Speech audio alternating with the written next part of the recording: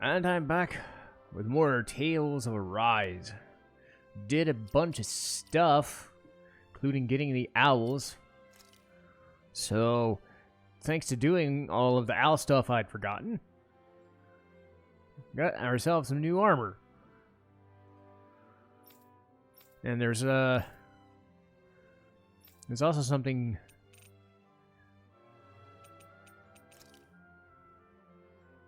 I've put Kisare in some glasses. And to me, I think it's like a thematic thing, because she doesn't wear glasses, right? But I always thought of it like an honor of her brother's sacrifice. And it changes the dynamic of her character a little bit in a small way. And from now on in cutscenes, you will see those glasses. Okay, off we go. So it's a nice little touch, I think. Mahag Sar. That makes 4 out of the 5 realms that I've visited now. I wonder what kind of lord we're gonna find there. It doesn't matter. If they try to get in our way, we'll take them down and that'll be that. No choice. Here I go! Raging Destiny Armor! Sighted! And again! Air Thrust! Sighted! And again! I'm on a roll! Field! Take it! Get on now! There we go. This could be useful. So it's kind of at this point of the game where, how would I put this? Tales of Arise isn't the sort of game that opens up necessarily. It's the sort of game that allows you to move and do a few different things if you want to. But it's a lot like Final Fantasy VII Remake, where it's going to stay focused on... We're in good form. It's going to stay focused on the story. If you want to do the side quests, they're not so invasive that you need to spend a lot of time and do a lot of things. They're there. And that brings me to my point for this and how I tend to perceive games in most cases. I'm not like a huge fan of doing a lot of stuff per se. And a lot of it has to do with more and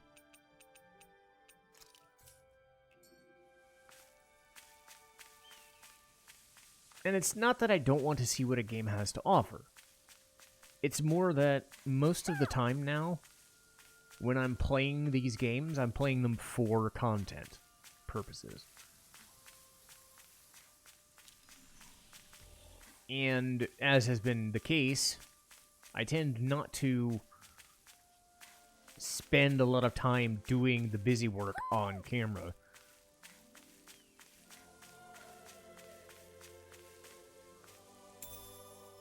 What could this be? But I will. But again, you can see why, you know, I spent half an hour doing a lot of the other side quests off camera.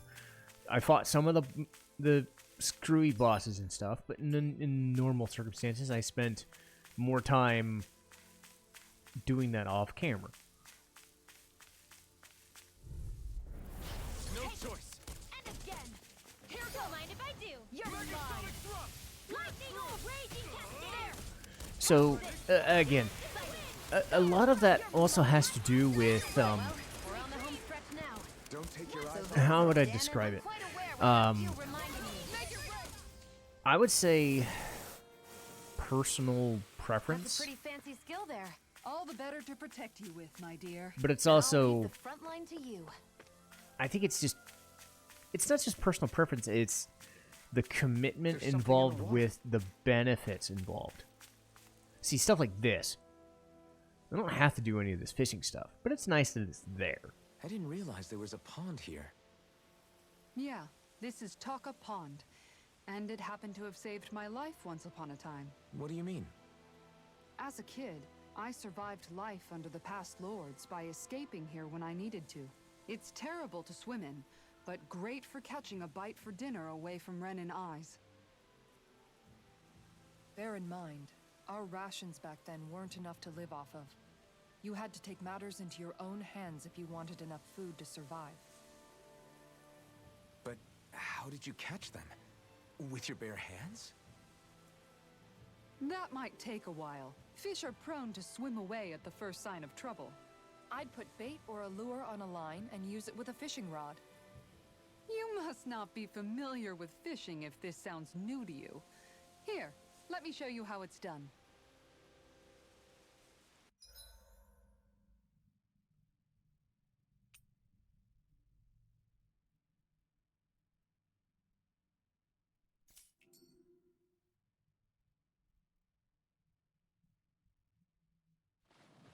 Now, where might those fish be?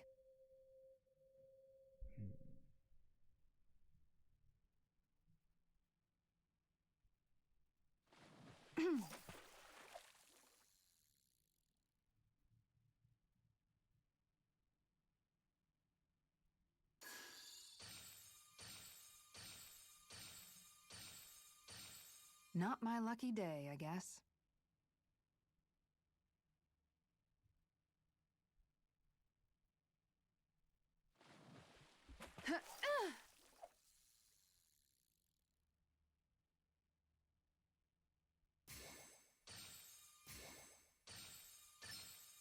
Reel it in.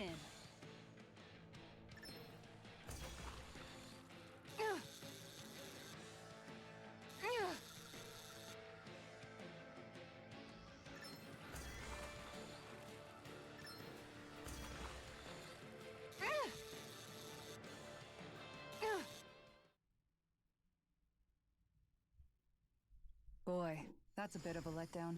Nice So, work. so this is fairly similar to how Final Fantasy 15 did their lures and fishing, focusing more on prompts than anything else. And that's all there is to it. Wow. It seems like you need to have good reflexes to catch anything. I don't know if it's really for me. Kisara? I think I've seen enough. Oh, sorry. I guess I'm just in my own little world when I go fishing. Looks like we're going to be here for a while. That's how fishing goes. You wait for a bite, and then the real battle begins. Miguel told me that different fish live in different regions, and you have to pick the right rod and lure for what you're hoping to catch. But that doesn't change the fact it's a giant time sink. Of course, each fish has its own unique flavor, too. And some of them are supposed to be extremely delicious. When you put it like that, maybe it's worth me trying my hand at fishing after all. You're just in it for the food. I was hoping we'd get to fish during our travels. And it just so happens I made sure to grab my brother's old rod before I left Vicente. So, if you ever feel like fishing when we've got a little downtime, just let me know. Good to hear. Thanks for showing us. Okay!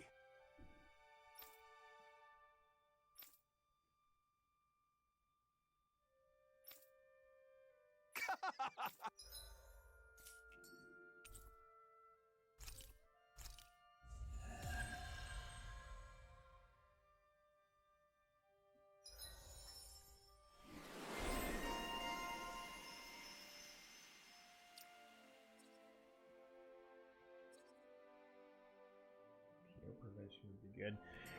And as I stated before, it's more the idea that it doesn't have to be done.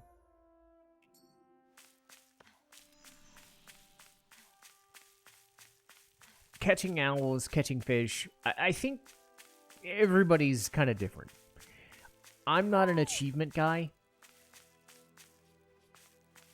I don't really care if people think I'm any good at a video game or doing well. I've made it pretty obvious.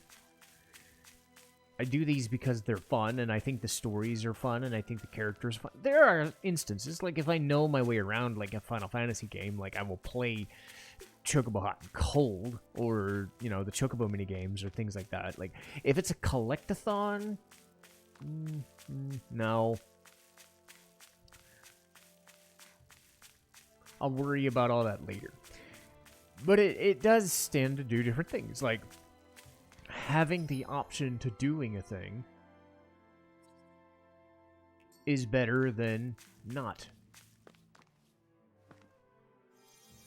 Because people can decide how they want to engage in a thing. I'm always amazed what healing arts can do. So again, it's a choice.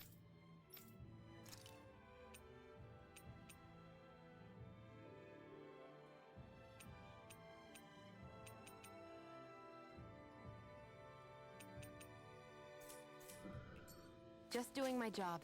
No.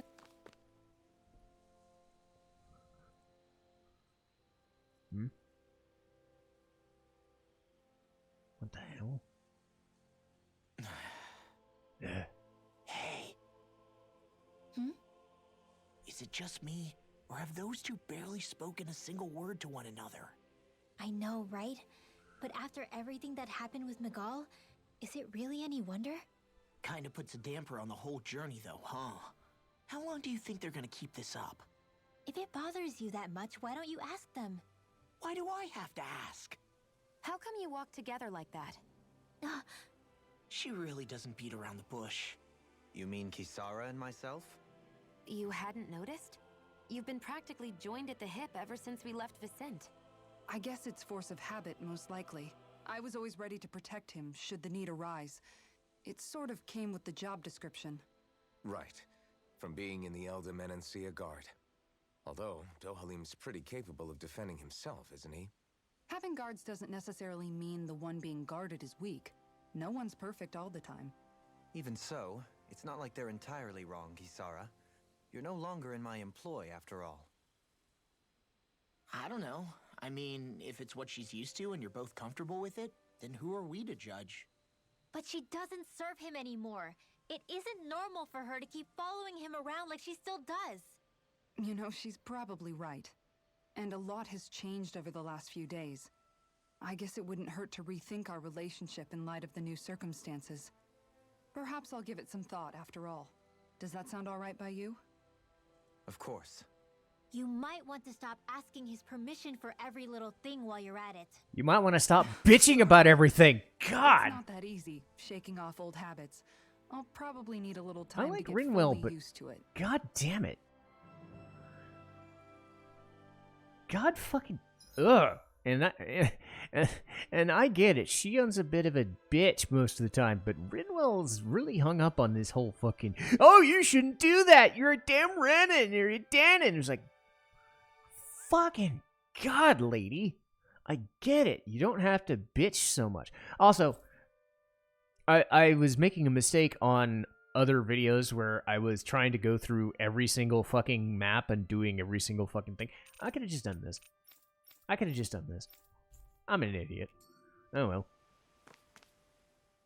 I've noticed that sometimes we come across enemies who fight like you and try to dodge our attacks at the last second.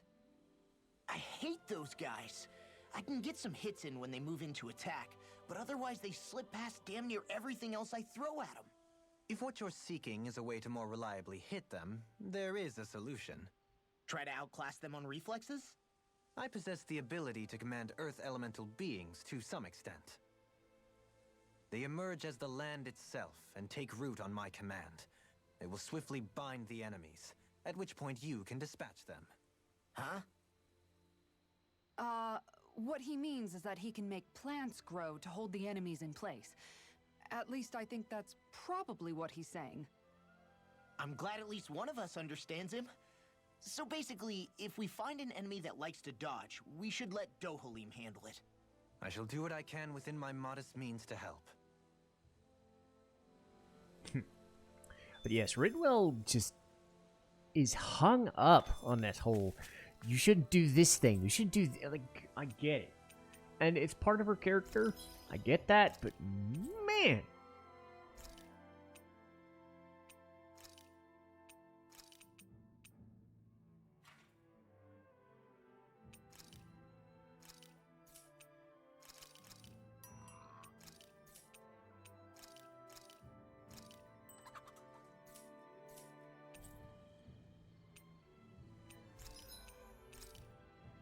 There's I've said this before, certain characters are good and all, but there's a point where they become insufferable. And like I said, I don't think Rinwell's bad, but there comes a point where you just sit there and go, dude, lighten the fuck up.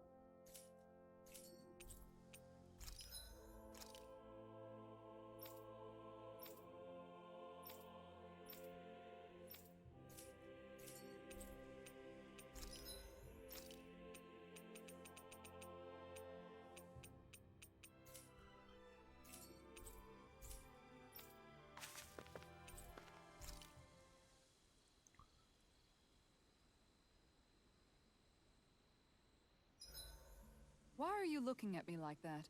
That armor you wear is standard issue for the Menancian Guard, right? Originally, I've added some flair to it in a lot of places. I noticed, especially with that open back. We guardsmen pride ourselves on never showing our back to our enemies. It's my way of making myself live up to that. Plus, it makes it that much lighter and easier to maintain. And it show your butt. Dohalim, do you have anything to say about this? Every guardsman is allowed to wear their armor as they see fit. And you, Law? Huh? Why are you asking me? I don't know. What would he know about fashion?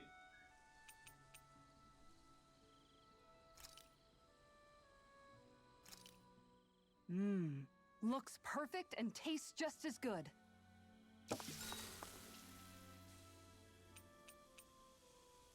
Kisara, let's talk for a bit. Maintaining your shield? It's becoming a familiar sight. Miguel was the one who taught me how to maintain my equipment after I first joined the Guard. Now it's just a part of my routine. Your brother always seems to come up whenever I talk to you. That's because we had no other relatives, so it was just the two of us growing up. He was my idol, the one I looked up to and wanted to be like. When I became a guardsman, Lagiel wasn't too pleased to see me at first. It was Miguel who really welcomed me aboard. Lagiel? Oh, right. She was Miguel's second in the Gold Dust Cats, wasn't she? That's right. She's always been a very critical and down-to-earth person. In other words, the complete opposite of a dreamer like me. You're more an idealist than some pie-in-the-sky dreamer. Even so, that's my brother's doing. He'd never let me stop seeing a brighter world. He always did what he could to keep me smiling and happy. You must have meant a lot to him. He wasn't just kind either. He always worked so hard to set an example for me and everyone else around him. He was a true big brother. So much so that when he thought I was asleep, he'd slip out of the house to go training on the outskirts of town. You seem to know a lot about it. That's because I only pretended to be asleep and would follow after him. You know what? I'm at a good stopping point with my shield.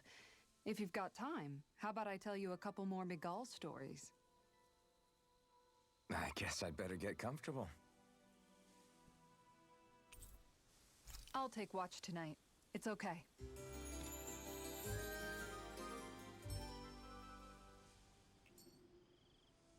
Before we go, do you guys have everything? All right. Let's see, is there anything else here I'm missing? I'm missing the owl. I know that there's one there. I'll look it up in a minute. Damn it.